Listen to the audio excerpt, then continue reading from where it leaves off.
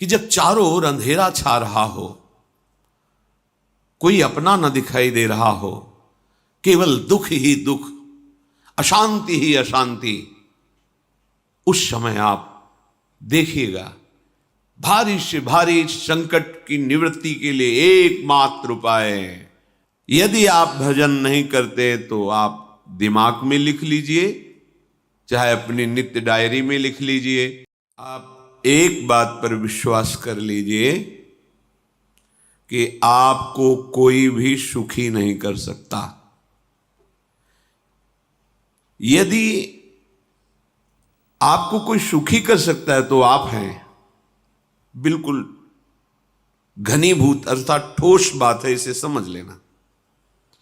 यदि आप अपने विचार के द्वारा, विवेक के द्वारा अधर्माचरणों का त्याग करके धर्म पूर्वक जीवन व्यतीत करते हुए भगवान नाम जप करते हैं, तो पूर्व पाप कर्म के अनुसार जब देह रचा गया तो उसमें जो प्रारब्ध दुख सुख का है वो तो आएगा, पर आपको परास्त नहीं कर पाएगा। और आगे आपके लिए महासुख है जो दुख और सुख दोनों से परे है। अखंड प्रसन्नता, अखंड आनंद, वो केवल आपके करने से होगा।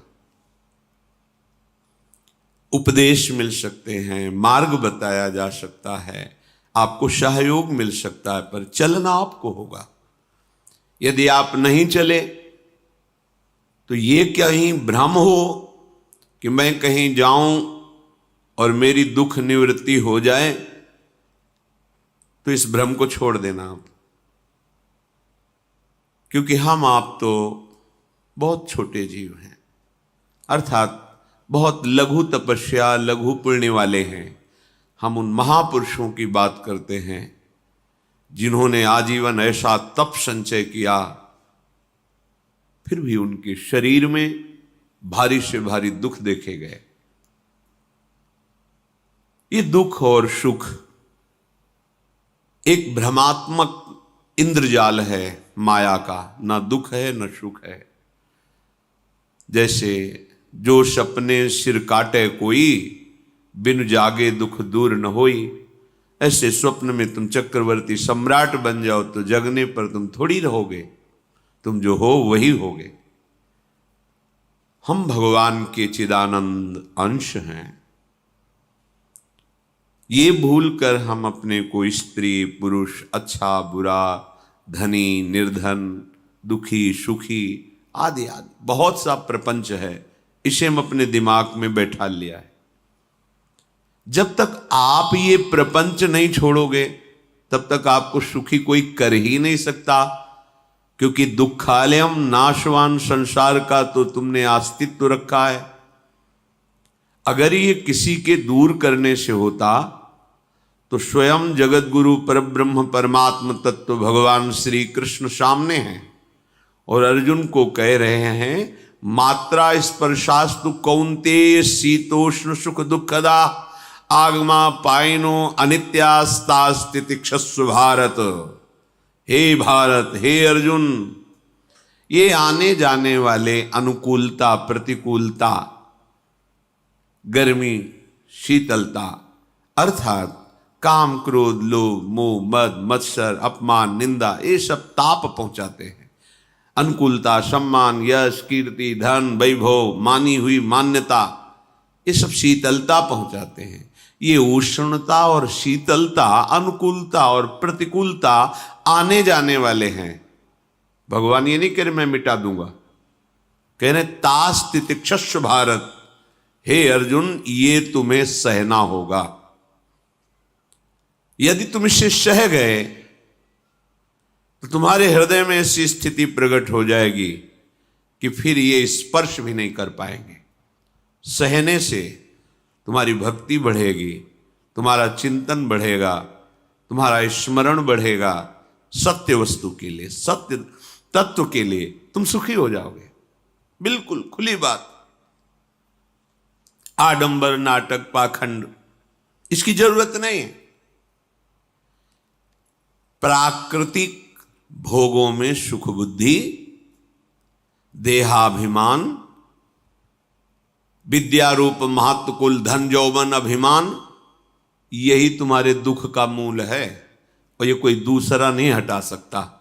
ये तुम्हें अपने विवेक सत्संग से प्राप्त हुए विवेक के द्वारा, शास्त्र स्वाध्याय से प्राप्त हुए विवेक के द्वारा इसे तुम्हें त्यागना है।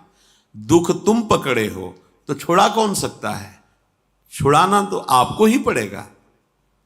अगर कोई वादा करता है कि मैं आपको दुख रहित कर दूंगा, मुझे आज तक समझ में नहीं आया। दुख रहित होने का जो उपाय है वो गुरुजन, महापुरुष, संत जन बताते हैं कि जब चारों ओर अंधेरा छा रहा हो, कोई अपना न दिखाई दे रहा हो, केवल दुख ही दुख, अशांति ही अशांति, उस समय आप देखिएगा कोई एक है जो आपको बहुत प्यार कर रहा है। वो हमारे प्रभु हैं। आप जिनकी तरफ पीठ किए हो और जहां दुख है उधर मुख किए हो, वापस घूमो, सन्मुख होइएगा। सन्मुख होए जीव मोहि जब वहीं, जन्म कोटि अघनाशों तब वहीं। करोड़ों जन्मों के पाप नष्ट कर देते हैं भगवान। जहां प्रभु की तरफ हुए तो पता चला बहुत जन्मों से बिछुड़ा था, वो मेरे स्वामी मिल गए।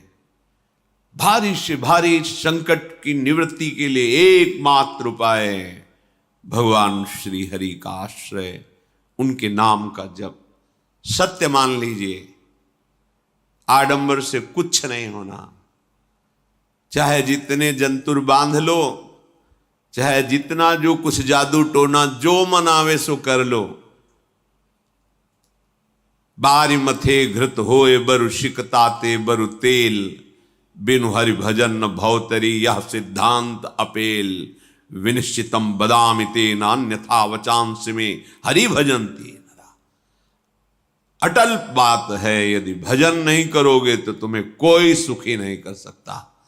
तात्कालिक आपको ऐसा लग सकता है मेरा काम बन गया, नहीं, वो तत्कालिक है।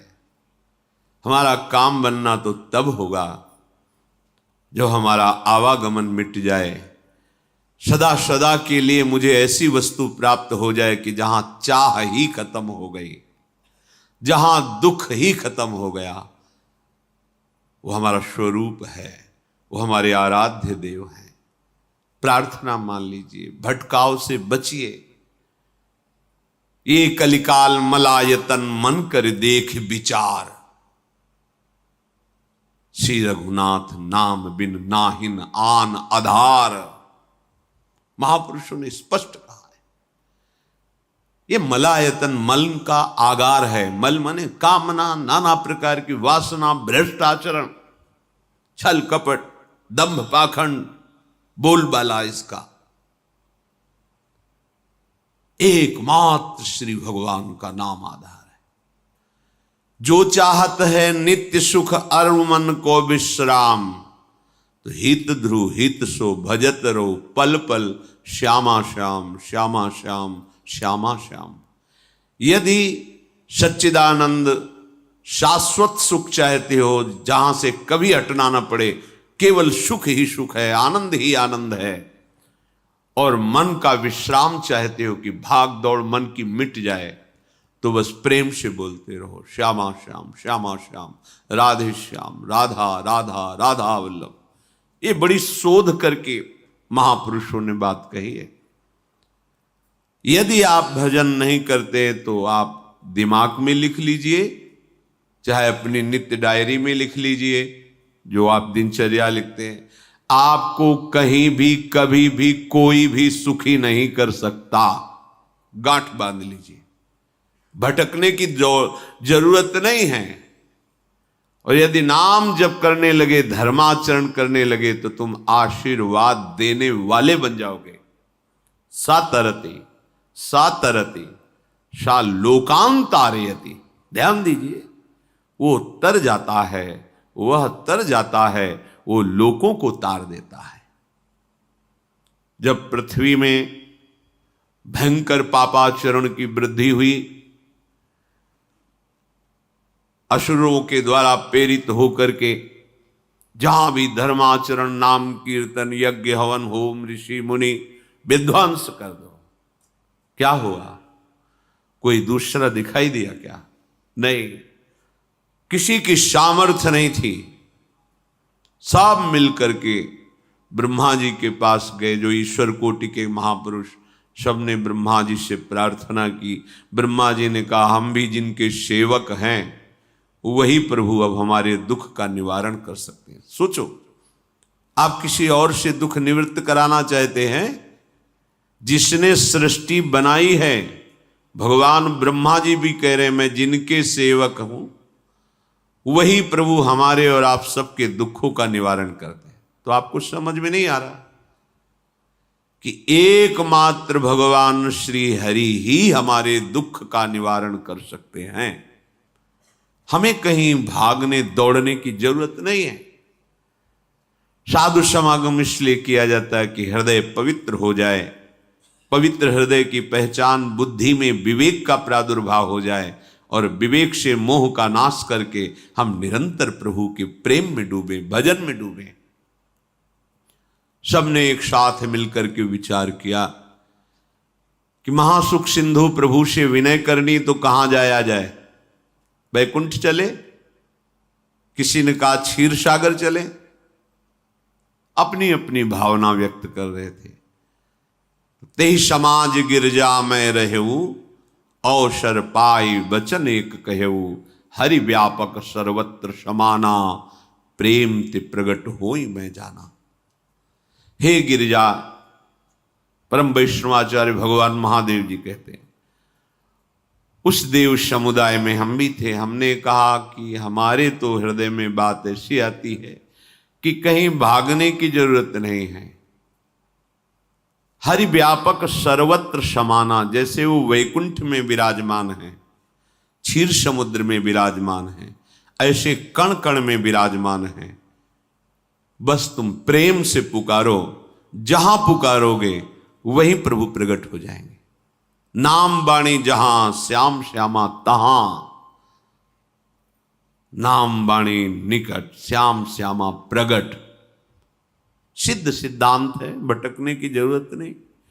जहां हो वहीं से प्रिया प्रीतम का नाम पुकारो, नाम कीर्तन करो, उनकी लीलाओं का गायन करो, सबको सुख देने की भावना करो। देखो तुम्हारी दृष्टि बदलती चली जाएगी, भगवत साक्षात्कार करने की योग्यता आने लगेगी। ऐसा ही हुआ। सबने मिलकर के श्री भगवान को विनय पूर्वक आर्त भाव से पुकारा। आकाशवाणी हुई, निर्भय हो जाओ, निश्चिंत हो जाओ, मैं स्वयं अपने अंशों के सहित अवतार लेकर इस भूमि का भार हरण करूंगा। तुम सब बड़े बड़े जो देवता हो, जाओ हमारी लीला में सुख लेने के लिए सब ऋक्ष वानर आदि का रूप धारण करो। ब्रह्मा जी, महादेव जी, बड़े बड़े ईश्वर कोटि के लोकपाल बहुत प्रसन्न हुए, क्योंकि भगवद्वाणी सत्य है, त्रिकाल सत्य है। सबको विश्वास हो गया कि अब मारा तो जाएगा ये महासुर, जिसको लगता था कोई ना मंत्र के द्वारा मार सकता है, ना अस्त्र के द्वारा मार सकता है। स्वयं श्री भगवान पधार रहे। भगवान ने जो निरंतर भजन प्राण रहते हैं, कश्यप जी, अदिति जी, वो भगवान के वात्सल्य में भरे थे। प्रभु जब प्रकट हुए तो उनसे कहा, मुझे आप जैसा पुत्र चाहिए। प्रभु ने कहा कि मेरे जैसा तो मैं ही हूं, अद्वितीय हूं, दूसरा कोई है नहीं, मैं ही अवतरित होऊंगा। भजन में देखो कितनी सामर्थ्य है। जगत पिता को पुत्र रूप में प्राप्त कर रहे हैं। वही चक्रवर्ती सम्राट अवधपुरी के नरेश महाराज दशरथ जी के रूप में, जिनके महामहिम अद्भुत सौभाग्य प्राप्त करने वाली 3 ये रानियां, श्री कौशल्या जी, श्री कैकेयी जी, श्री सुमित्रा जी। भगवान वशिष्ठ जी इनके गुरुदेव हैं। प्रायः बड़े बड़े महान जो राज्य पालक रहे उनके ऊपर, राजा के ऊपर महाराजा विराजमान रहे। ऊपर से स्वर्गलोक आदि लोकों से भी ये शिक्षा मिली है। देवराजेंद्र तो भगवान बृहस्पति, दैत्यराज बलि तो भगवान शुक्राचार्य, जनक जी तो सदानंद जी महाराज, दशरथ जी तो वशिष्ठ जी महाराज। ऐसा था, क्योंकि जहां हमारा विवेक काम नहीं करता वहां ये ब्रह्मबोध संपन्न महापुरुष तत्काल हमको संभालते हैं। महाराज दशरथ जी के हृदय में प्रबल लालसा हुई कि अब अवस्था व्यतीत होती जा रही है, पर जो गृहस्थ धर्म का परम लाभ है वो तो हुआ ही नहीं। वशिष्ठ जी के चरणों में प्रणाम करके कहा, भगवान एक ही बात की असंतुष्टता है, हमारे कोई पुत्र नहीं है। वशिष्ठ जी ध्यानस्थ हुए, ध्यान में देखा और उनका, तुम्हारा जैसा सौभाग्य अन्य का किसी का नहीं हो सकता। तुम्हारे यहां स्वयं सच्चिदानंद भगवान श्री हरि अपने अंशों के साथ अवतरित हो रहे हैं। श्रृंगी ऋषि को बुलाया गया, पुत्रेष्टि यज्ञ करी, उसमें साक्षात भगवान अग्निदेव प्रकट होकर के खीर दिया और कहा अपनी रानियों को पवा दीजिए। वशिष्ठ जी के आज्ञा के अनुसार उस खीर को 2 भाग में किया। प्रथम भाग श्री कौशल्या जी को दिया, जो दूसरा भाग था उसके 2 भाग किए, उसका 1 भाग कैकेयी जी को दिया। अब जो 1 भाग बचा उसके 2 भाग किए और वशिष्ठ जी की आज्ञा के अनुसार 1 माता कौशल्या जी को, 1 कैकेयी जी को दिया। उन्होंने अपने हाथ से सुमित्रा जी को दिया, तो सुमित्रा जी के गर्भ से लक्ष्मण और शत्रुघ्न, कौशल्या जी ने जो भाग दिया उससे लक्ष्मण जी प्रकट हुए, जो रामचरण अनुरागी, अद्भुत अद्भुत हरि प्रेमी। शत्रुघ्न जी भरत चरणों का आश्रय लिए हुए राम जी का सेवन करते हैं। बड़ा रहस्य है, कितनी मर्यादा है गुरु की आज्ञा से। जहां जैसा विधान होना चाहिए वैसा, तो उस बड़ा मंगल शुरू। ये महामहिम जगत पावन करने वाली माताएं मानो अपने गर्भ में अखिल ब्रह्मांडों के स्वामी को धारण किए हुए हैं, जिनके गर्भ में अनंत ब्रह्मांड वास करते हैं, उन प्रभु को अपने गर्भ में धारण करने का अनुभव कर रहे हैं। महाराज दशरथ बहुत प्रसन्न है। ये जीवन का परम लाभ है। प्रभु हमारे कोई भी हो, माता पिता भाई बंधु सखा पति प्रीतम पुत्र, कुछ भी, ये तो ऐसे करुणा में कोई भाव रख लो और गाढ़ भाव कर लो तो आपको अनुभव कराने लगेंगे। जिस भाव से आप देखोगे कैसा सुख महाराज दशरथ जी को हो रहा होगा, जिनको गुरुदेव से पता है कि स्वयं भगवान पधार रहे। प्रतिपल इनके दर्शन करके कौशल्या जी, कैकेयी जी, सुमित्रा जी के प्रेम पुलकित रहते हैं। दशरथ जी, अहो भाग्य, साक्षात भगवान पधार रहे हैं। समय व्यतीत हुआ, जोग लगन गृह बार तिथि, सकल भये अनुकूल, चर अरु अचर हर्ष जुत, राम जन्म सुख मूल। ठीक योग लगन ग्रह वार तिथि सब अनुकूल हो गई। कब? जिसके हृदय में प्रभु का प्रकाश हो जाता है। जो प्रभु के भजन में रहता है तो योग लगन ग्रह वार तिथि नक्षत्र सब अनुकूल हो जाते हैं। जो पे कृष्ण चरण मन अर्पित, तो करी है का नवग्रह रंग। सात ग्रह नक्षत्र वार तिथि, ये जितने भी विघ्न कारक या शुभ कारक है, ये साफ शासन में रहते हैं जिसके हृदय में भगवान नाम चल। जिते विनायक शुभ अशुभ ये विघ्न करे नहीं कोई, क्योंकि भगवान का नाम चल रहा है, हृदय में भगवान प्रकाशित हो गए हैं, परमानंद अनुभव होता है। ऐसे भगवान जगत में प्रकट हो रहे हैं। ये तो कभी कभी अवतार होता है, पर ये अवतार होता ही रहता है। भगत के हृदय रूपी महल में अवतार होता रहता है। जो निरंतर भगवत चिंतन परायण अपने अहम को भगवान के चरणों में समर्पित किया तो भय प्रकट कृपाला, यही हृदय में प्रकाशित हो जाते हैं। हृदय में ही दिव्य वृंदावन प्रिया प्रीतम दिव्य लीला।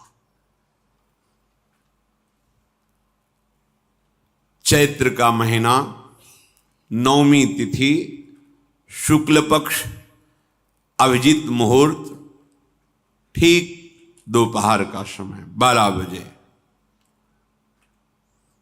सब लोगों को परमानंद प्रदान करने वाले प्रभु पधारे। शीतल मंद सुगंधित वायु बह रही है, देवताओं की दुंदुभियां बज रही, पुष्पों की वर्षा हो रही, बड़े बड़े ऋषि मुनि नृत्य कर उठे। जैसे साधना को फल मिलता है हृदय आनंद में, आज समस्त साधनाओं के फल स्वयं मंगल मूर्ति प्रभु पधार रहे। सब महात्माओं का, संतों का हृदय अलौकिक आनंद से भरा हुआ है। पृथ्वी जितनी दिव्यता है सब प्रकाशित कर दी। रस भरे फल, औषधियां, दिव्य मणियां, रत्न जो छुपाए हुए अपने गर्भ में थी, प्रभु आ रहे, सब प्रकाशित कर दी। जलधाराएं जो सूखी हुई थी वो भी। जब ब्रह्मा जी ने देखा कि जो भगवान ने आकाशवाणी में कहा था वो सब सत्य हो रहा है, आकाश में ब्रह्मा जी समस्त देवतागण विराजमान होकर के अंजलियों में दिव्य पुष्प लेकर के वर्षा कर रहे हैं, सुंदर सुंदर अलग अलग वाद्य बज रहे हैं, ऋषि मुनि देवता सब स्तुति कर रहे हैं, प्रणाम मुद्रा में सब खड़े हैं, क्योंकि समस्त लोकों का पालन करने वाले भगवान श्री हरि महाराज चक्रवर्ती सम्राट दशरथ जी के भवन में प्रकट हो रहे हैं।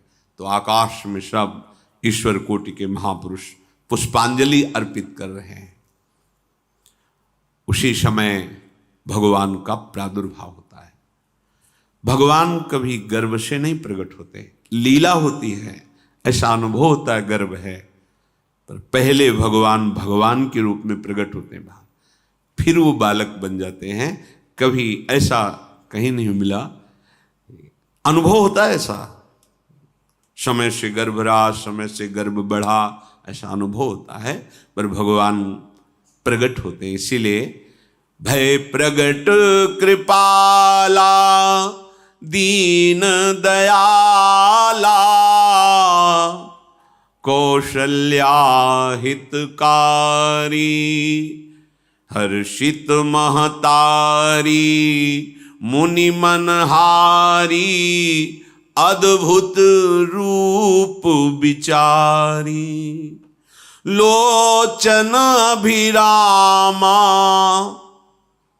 तनु घन श्यामा निज आयुध भुज चारी भूषण बनमाला नयन विशाला शोभा सिंधु खरारी कह दुई कर जोरी अस्तुति तोरी केहि विधि करो अनंता माया गुण ज्ञाना तीत अमाना वेद पुराण भनंता करुणा सुख सागर सब गुण आगर जेहि गावहि श्रुति संता, सो मम हित लागी। जन अनुरागी भयउ प्रगट श्रीकंता, ब्रह्मांड निकाया निर्मित माया, रोम रोम प्रतिवेद कहे। मम उर्षो बाशी यह उपहासी, सुनत धीर मति थिर न रहे। उपजा जब ज्ञाना प्रभु मुस्काना, चरित बहुत विधि कीनि चहे। कही कथा सुहाई मातु बुझाई, जेहि प्रकार सुत प्रेम लहे। दीनों पर दया करने वाले, बात समझिए। बहुत तपस्या है, बहुत गुण है, बहुत बड़े साधक हो, बहुत बात अभी नहीं बनी। दीनों पर दया करने वाले। अगर हमारा भजन साधन बन रहा है, हमें भगवत चर्चा कथन श्रवण का सौभाग्य, धाम नाम रूप लीला, ये मेरे प्रभु की हेतु की कृपा है। आप एक बार भी राधा नहीं बोल सकते, कृष्ण नहीं बोल सकते, एक मिनट भी आप नहीं आ सकते, ये केवल मेरी लाडली की कृपा है। हृदय में किंचन मात्र गर्व नहीं, अभिमान नहीं। वो हमारे भगवान को बहुत प्यारा होता है, प्रियालाल को बहुत लाडला होता है। हमें प्रभु के अगर चरणारविंद के अनुराग में डूबना है तो विवेक से देखो है क्या पास हमारे। अगर कुछ भी दिया हुआ है भौतिक आध्यात्मिक, वो सब मेरे प्रभु का दिया हुआ है, तो गर्व किस बात का, अहंकार किस बात, तो दैन्यता आ जाएगी। अज्ञान से ये अहंकार बढ़ता है, ज्ञान से इसका समन हो जाता है। चाहे भौतिक हो चाहे आध्यात्मिक हो, मेरे को सब कुछ मेरे प्रभु ने तो दिया है। ध्यान देकर देखो तुम्हारी उपज क्या है, तुम भी तो उन्हीं के अंश हो। न तुमने शरीर बनाया, न संसार बनाया, तो फिर अध्यात्म तो भौतिक अध्यात्म सब कुछ मेरे प्रभु का दिया हुआ है, सब कुछ प्रभु में है। तो फिर अहंकार किस बात का, दैन्य हो जाओ। यंत्र कहे कि मैं दक्षिण की तरफ चलूंगा और यंत्री तुम्हें उत्तर की तरफ चलावे, तो एक कदम चल नहीं सकता यंत्र। ठीक ऐसे ही तुम हो, पर यह ज्ञान न होने के कारण अहम वृत्ति को स्वीकार करके मनमानी आचरणों में उतर गए। अब तुम्हारा यंत्री माया हुई, यंत्रारूढ़ानि मम मायया। और यदि भगवद आज्ञा का पालन करते हुए भजन परायण, तो आप भगवान के हाथ के यंत्र बन जाओगे, महासुख में निमग्न हो जाओगे। जो दीनों पर सदैव दुलार करते हैं, माता कौशल्या जी को परम सुख देने वाले प्रभु प्रकट हुए। मुनियों के मन का हरण करने वाले प्रभु को सामने देख करके कौशल्या जी आनंद मगन हो गई। प्रभु कहां? सामने। आनंद क्यों मगन? नेत्रों से अश्रुधारा चल रही कौशल्या जी के। सामने देखा श्याम सुंदर विराजमान है, लोचन अभिरामा तनु घन श्यामा। ऐसी अद्भुत श्यामता त्रिभुवन में नहीं, ब्रह्मा जी की बनाई हुई नहीं कोई ऐसी श्यामता जिससे उदाहरण दिया जाए कि प्रभु के श्रीअंग की श्यामता कैसी है।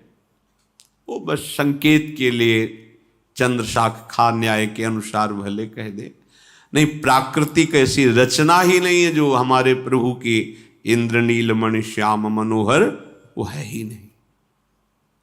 वो सामने देख रहे कौशल्या जी। ये भजन का प्रभाव है। अरविंदाक्ष कमल नयन,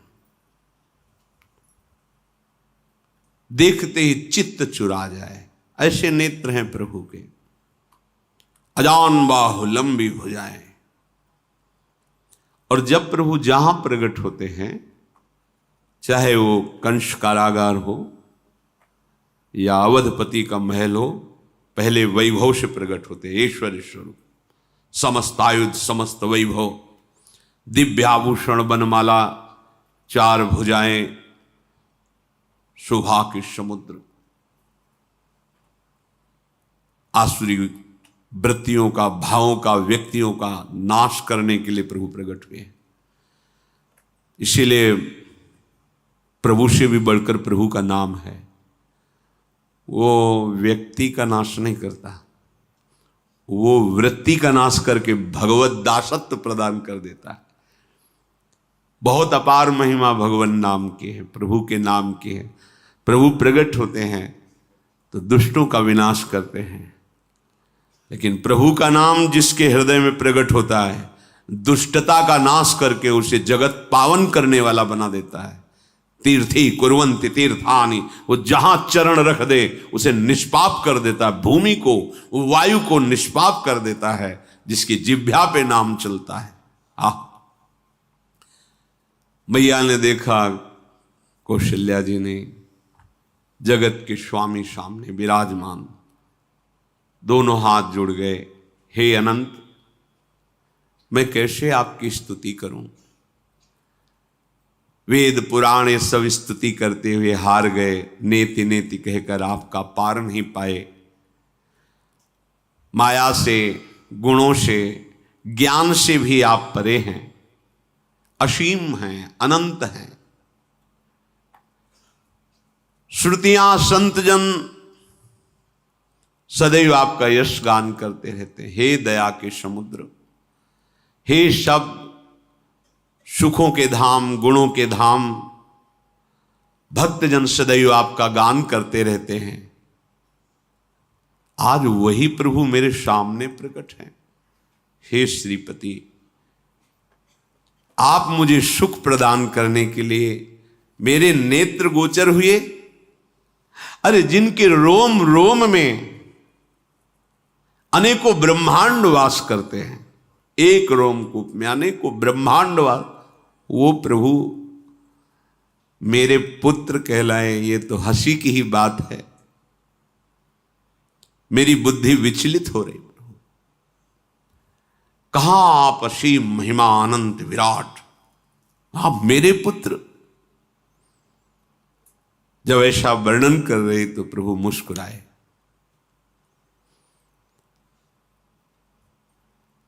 बहुत प्रकार से मैं आपको सुख देना चाहता हूं, इसलिए पहले मैं इस रूप में आया हूं कि आपने जो भजन करके मांगा था कि मेरे जैसा पुत्र हो, तो देखो मैं ही स्वयं, मेरे जैसा और कोई है ही नहीं, मैं ही स्वयं आया हूं। तुम्हें याद है? याद, स्मृति आई। हाँ प्रभु। फिर प्रभु अब इस रूप में नहीं। माता पुनि बोली सोमति डोली, तजहु तात ये रूपा, की जैसी सुलीला अति प्रियशीला, यह सुख परम अनूपा। हाँ हाँ प्रभु, याद आ गया। ओहो, अहो भाग्य, अहो भाग्य। तो फिर प्रभु ये रूप छोड़ो, और जो सुख देने के लिए आप पधारे हो वो रूप धारण करो। प्रभु जब आप हमारे पुत्र बनने के लिए आए हो तो फिर शिष्य रूप धारण करो। जो ही माता कौशल्या जी ने ऐसे वचन उचारे तो सुनी बचन सुजाना, रोदन ठाना, होई बालक सुरभूपा, यह चरित जिगावहीं, हरि पद पावहीं, तेन परहीं भवकूपा। इतना सुनते ही सुजान भगवान श्री हरि नवजात शिशु होकर के रोने लगे। जो इस पावन चरित्र का गान या श्रवण करता है वो कभी दोबारा इस संसार में जन्म नहीं लेता है। भगवान के कैसे महामहिम चरित्र, देखो अभी भगवान प्रकट हो रहे हैं और उसका फल बता रहे कि जो भगवान की इस पावन लीला का गायन या श्रवण करेगा, दूसरे साधन बने ना बने, निश्चित वो भगवत प्राप्त हो जाएगा। इसका फल ही है ये चरित जे गावहीं हरि पद पावहीं, ते न परहीं भवकूपा। ब्रह्म ऋषियों के लिए, गौ देवता संत भक्तों के लिए स्वयं भगवान लीला सुख प्रदान करने के लिए अवतरित हुए हैं। सतोगुण रजोगुण तमोगुण से अतीत भगवान का चिदानंदमय देह है, मनुष्य रूप में ही प्रकट हो रहे हैं। पर ये मायाकृत नहीं, ब्रह्मा की सृष्टि का नहीं है। चिदानंद सच्चिदानंद रूपाय, ऐसे ही चिदानंदमय देह तुम्हारी विगत विकार जान अधिकारी। निज इच्छा निर्मित तनु है, कर्म बंधन से नहीं, प्रकृति के अधीन नहीं, प्रकृति को अधीन करके स्वयं की इच्छा से आत्मस्वरूप सच्चिदानंद भगवान का विग्रह है। अब शिशु का रोदन सुन करके जैसे समुद्र में ज्वार भाटा जाता है, ऐसे महाराज दशरथ जी के भवन में सुख सिंधु की बाढ़ आ गई। महारानी कौशल्या जी ने शिशु का जन्म किया। ऐसा जन्म हुआ है जन्म मरण मिटाने वाला। आप सोचते होंगे कि ये प्रिया प्रीतम के अनुरागी, हम आपको सच्ची कहते हैं, हम इनकी बात कर रहे हैं ना तो दिमाग में रील कुछ और ही चलती है। हमें